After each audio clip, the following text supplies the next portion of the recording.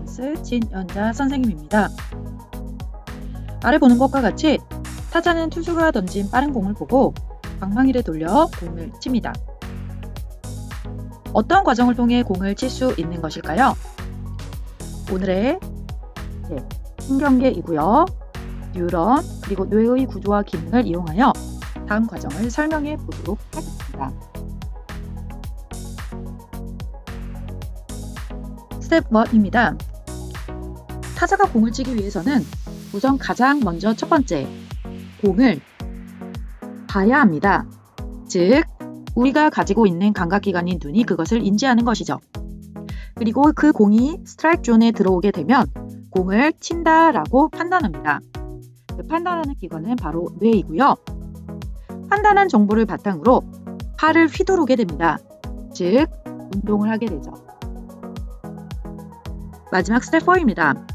그렇다면 외부에서 보낸 자극과 명령을 전달하는 것은 과연 어떤 것일까요? 그것은 바로 신경입니다. 정리해보자면 외부로부터의 자극에 의하여 반응이 일어나게 됩니다. 그런데 그것을 전달하는 것이 바로 신경이다라는 것입니다. 신경계와 뉴런에 대하여 알아보도록 하겠습니다. 오른쪽 그림을 보면 여학생이 책을 읽고 있습니다. 그런데 실수로 책을 발 아래로 툭 떨어뜨렸다고 가정해 보겠습니다. 그러면 책에 의한 통증이 바로 뇌로 이렇게 전달되게 됩니다.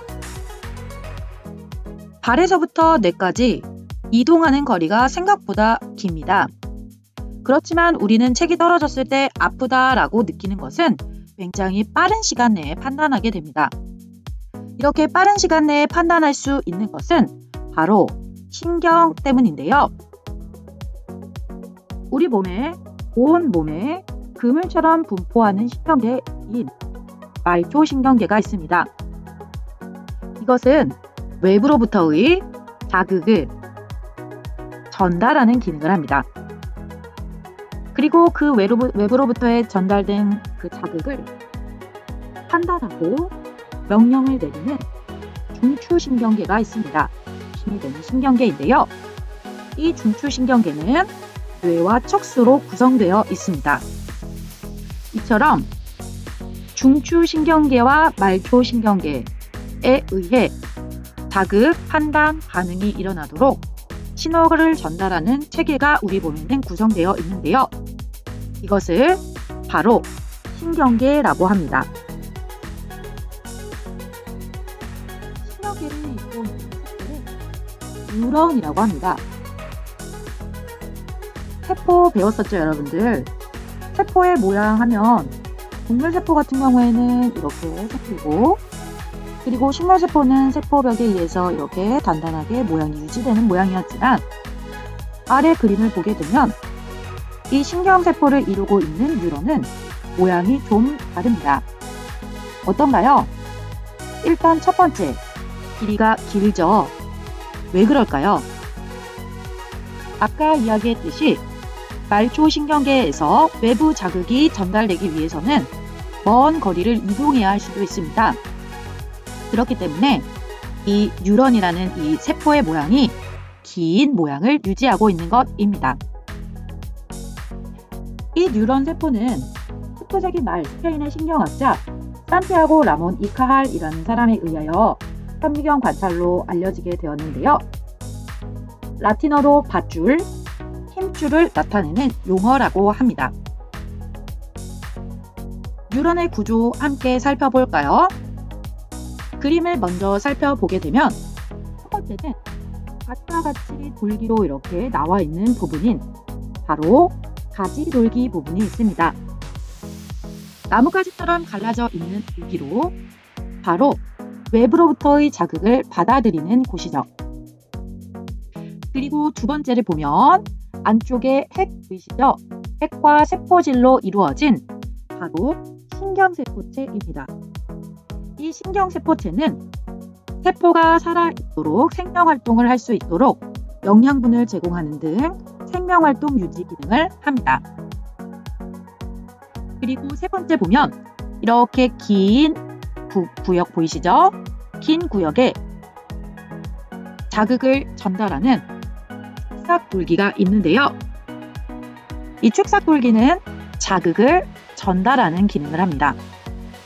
이번의 주제를 자극이 전달되는 경로와 연관지어와 함께 알아볼 것인데요.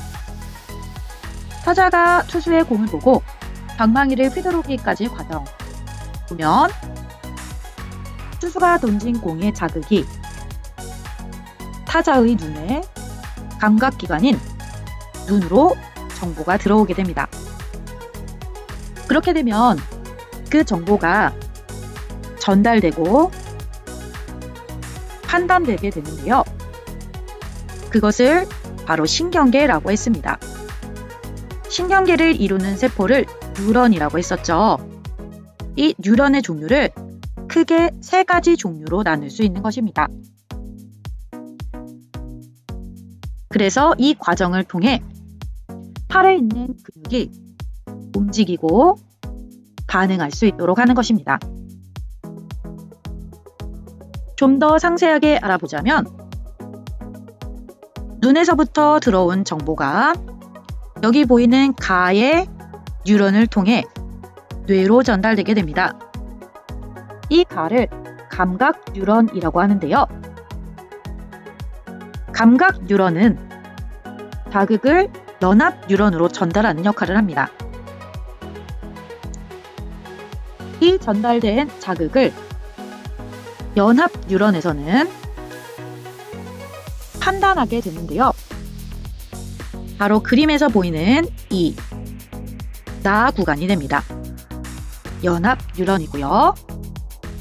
스트라이크 존으로 공이 들어오니 팔을 휘둘러라 라고 이제 전달을 해야 되겠죠? 그것을 전달하는 뉴런을 운동 뉴런이라고 합니다. 바로 여기 보이는 여기 구간입니다.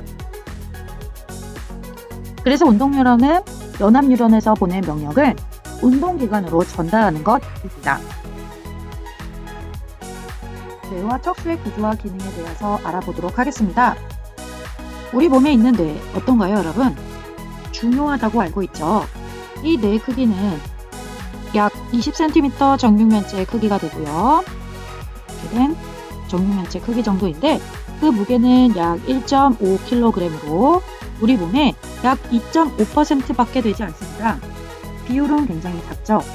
그렇지만 굉장히 중요한 역할을 하기 때문에 즉 판단하고 우리가 생명활동을 하는데 모든 일을 하기 때문에 굉장히 중요합니다. 그래서 두개골이라고 하는 머리뼈로 보호가 되고 있죠.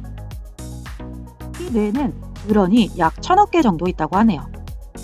1000억 개 정도 있는 바로 우리 몸의 컨트롤 타워라고 생각하면 되겠습니다. 컨트롤 타워.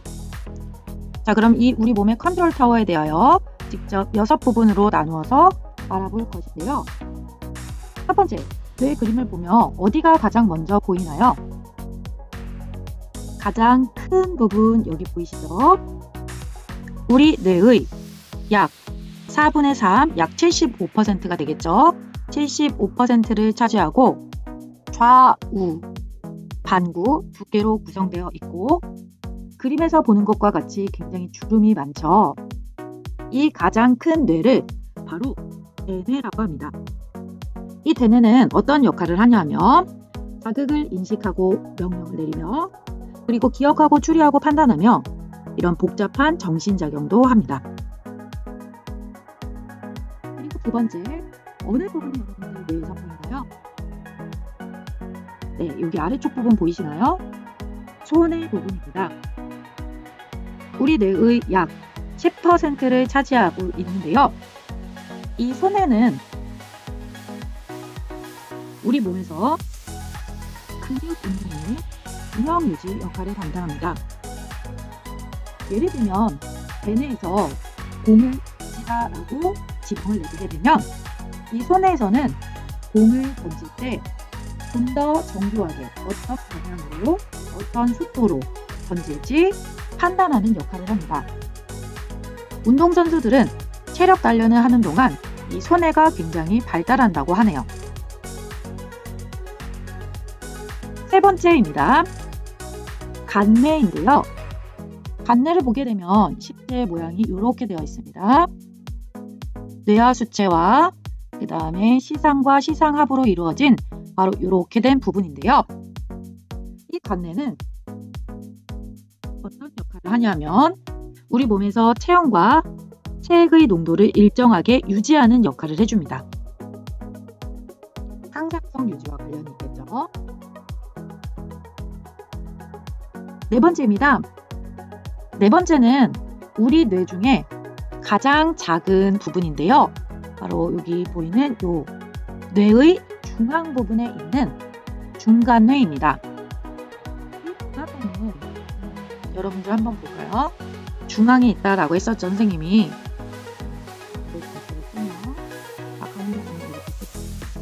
우리 몸에서 뭐와 비슷하게 보이나요? 눈과 비슷하게 보이죠? 아닌가요? 네. 이 눈과 비슷하게 보이기 때문에 즉 우리 몸에서 안구의 온도와 동공의 크기를 조절하여 빛의 양을 조절하게 됩니다. 눈과 관련되어 있고요. 다섯 번째입니다. 중간뇌 아래쪽 보면 여기 부분, 바로 여기 부분인데요. 연수입니다. 이 연수는 굉장히 중요한 역할을 합니다. 어떤 역할이냐면 심장박동, 호흡, 소화와 같은 역할을 하고요. 그리고 입과 관련된 눈물, 재채기, 하품이나 침 분비와 같은 그런 역할도 있습니다.